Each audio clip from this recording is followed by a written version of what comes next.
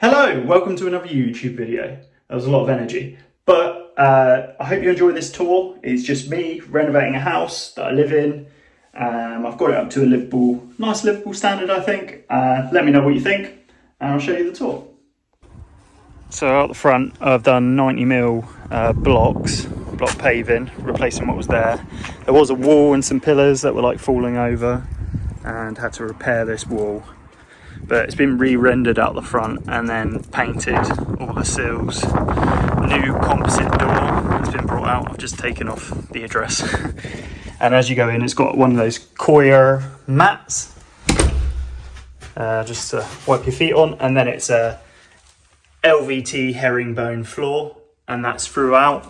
There's no threshold bars or anything in between the rooms, but as you come in, I couldn't get round this. It's a meter box. The cables actually come up here, so I had to put some steel plate in to protect it, and I've done a armoured cable feed that goes all the way in underneath the floor and out the house if anyone wants to ever add electric car charging point. As you come in, this is just over a metre wide, so it's a good space to move through for these thin Victorian houses. And then you've obviously got a coat storage there. I'll show you around downstairs first. So as you go in, front room, got these oak doors, which, as you can see, the wall goes off to an angle to then match in with the thickness of the stairs. But I've kept a glass section here and glass above the composite door, just to let light come in and through. But yeah, as you go in, obviously, as mentioned, no threshold strips, and that extends through into the kitchen with the LVT. And in here, you've got TV recessed into the chimney breast with a nice oak beam. And my friend Josh got me. Thank you very much, Josh. Done data points throughout the house. Kept the bay window in situ, which I think is quite nice, and that sofa seems to fit in there nicely. You can see that space. It's not a massive front room, but it's enough. And you can sort of see the wall as it curves out. But yeah, that's all been done in soundboard. The only thing that's original downstairs, if you go back and watch the videos, is the staircase, but I strengthened it up with a 9x2 timber right the way up. Had to replace this wall, had to replace all the substructure of the floor, repair this chimney breast as it was falling down. So that's all been done in 7.3 Nm concrete blocks, lintels everywhere, concrete lintels. This one, same one, concrete lintels, repairing that. This could be reinstated if you wanted a log burner. It's just when taking it apart, there was a few issues. This steel, I had to replace the pad stone here. It's a bit of an issue, but I've added these wall lights, and at night it creates the nicest shadow feature. You can sort of see it there in the daytime around these chimney breasts. I've just done a bit of storage within there, just to keep the Victorian features. But previously this used to be a doorway, and obviously just instated a window there, and then you've got like your Nest thermostats. But underneath the stairs, I've just left it blank. I've put my shoes there at the moment. It's just me here, so I don't really have a lot of needs for storage, but you could block that off again quite easily. And then here I've done a slightly wider door. I think it's like 830mm. Again, the oak and glass, just to let the light flow through. And then into the kitchen. It's a B&Q kitchen with that same flooring going right the way through. Done oak worktops that are 44mm oak. Plenty of storage in here. It's also a boiler cupboard, so I've hidden that away in there. This is all removable for serviceable parts like the Magna filter and everything. And I've got isolators for washing machine and dishwasher, which are hidden away in here. There's also a lovely light underneath. You can't quite see it in the daylight, but I think it's quite nice anyway. And then my favourite bit of the kitchen, the pull-out drawer. That's just the cutlery drawer. I'd never seen one of these before, so I was blown away by it. It's probably not that amazing, but yeah, I've done an electric oven, gas hob, got all the wall unit storage, fridge freezer, Again, isolators for fridge, freezer, oven, hob and cooker hood. And then I've just done the Metro tiles, the splashback, with another piece of oak, but this is a full stave piece of oak. So it's much denser as opposed to, say, this butcher block oak. But I've gone with the, sometimes called butler sink, which I think is quite nice. It's massive as well. It's like a real good size. Plenty of stuff in there. It takes ages to fill up. And I've got one of these taps, which are quite nice. Sockets all round in here are black, and outside lights, and a nice towel radiator. You can see that room here. All these joists in the ceiling need to be replaced. The floor all needed to be replaced right down to the dirt.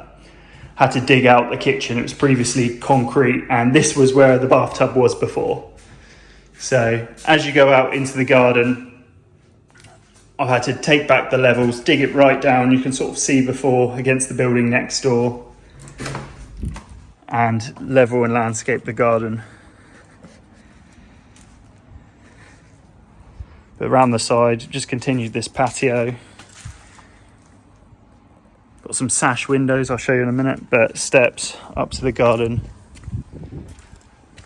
Just left the concrete path. And you've got just grass, nice and plain.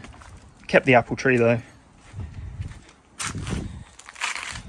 You can sort of see it there, where it's end of terrace, and the doors slightly taller, so they're to be custom made aluminium French doors. They're 1800 wide, and instead of 2100 tall, they're 2200. So I think that's like, I'm not too sure off the top of my head, maybe like 7'4". But yeah, lets lots of light into the kitchen, and it's a B&Q kitchen, as I mentioned. But I'll just show you upstairs. You can see like the shoe storage in there. Just to isolate this off, because previously there was no wall here, and there was a wall at the back where the bathroom was before, and it was just a toilet upstairs. So I'll just take you upstairs. Again, the only thing that's original downstairs is the staircase and that handrail, which was oiled. But the staircase, you'll hear no creaks from it. I'll go silent. Just hear my knees creaking. I've done this patterned carpet on the floor, which I think is quite nice. And that continues round. It's not in the bedrooms, but it continues round into this landing space. I'll just take you in the bathroom. So I've got plug-in mirror,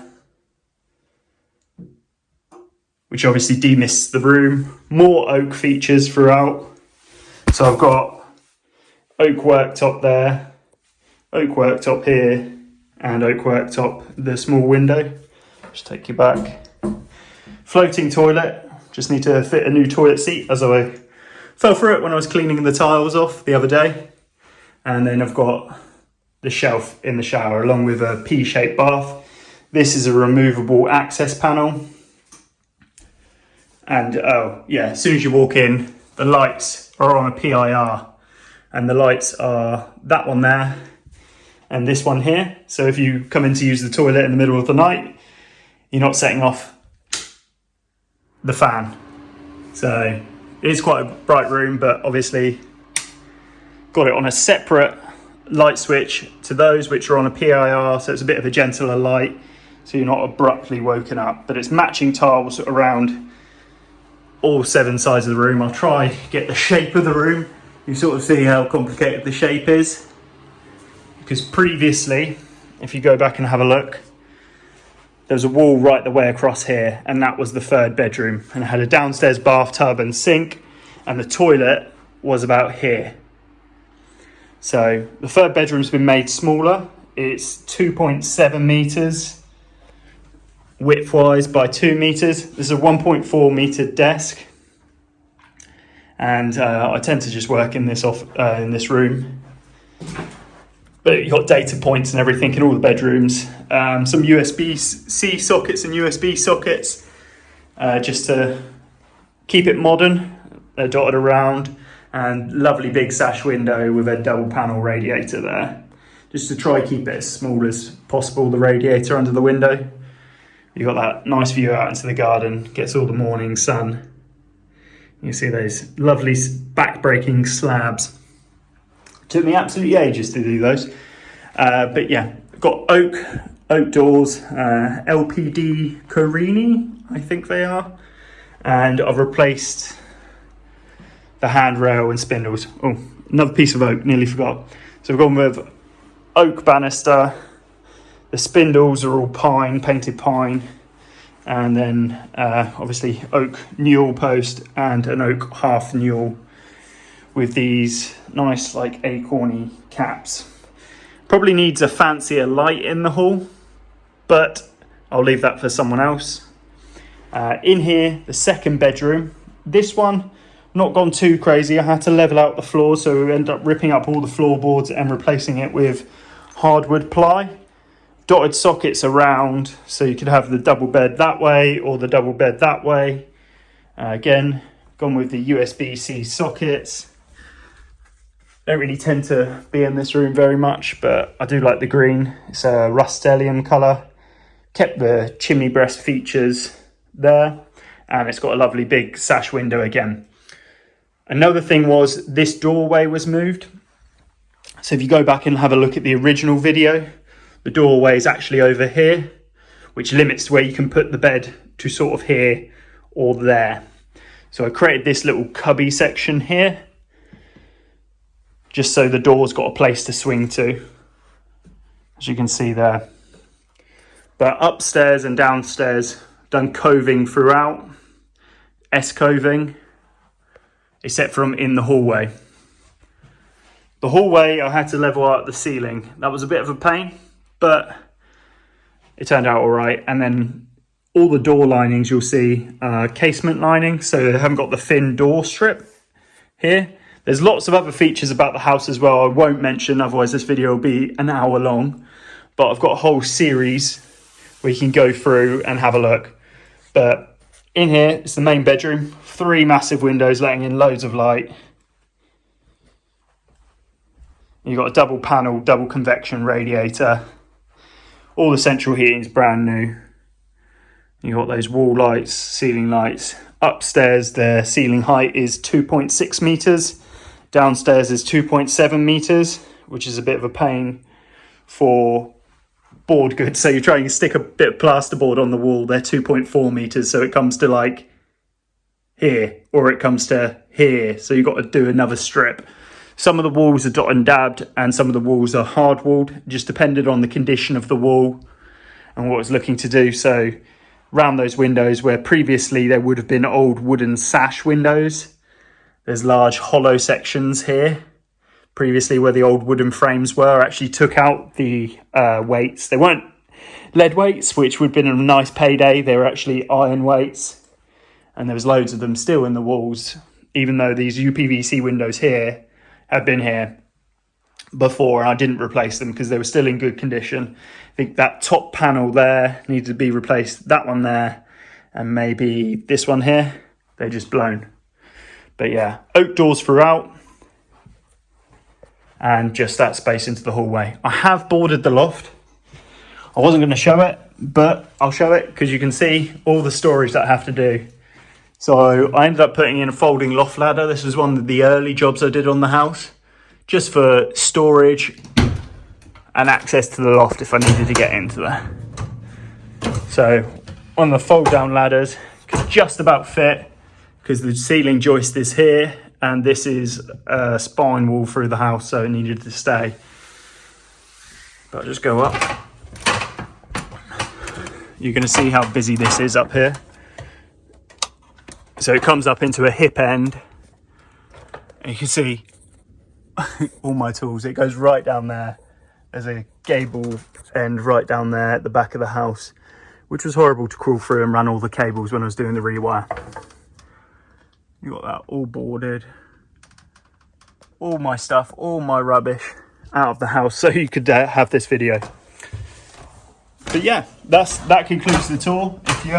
So I just want to say thank you for watching that, and if you stay tuned after I finish talking in a sec, I've got the before and after, so you can see all the photos of the rooms before and after, the floor plan before and after. And if you go back through my videos, I've got the full tour before I touched anything. So yeah, thank you for watching. Catch you later. Bye.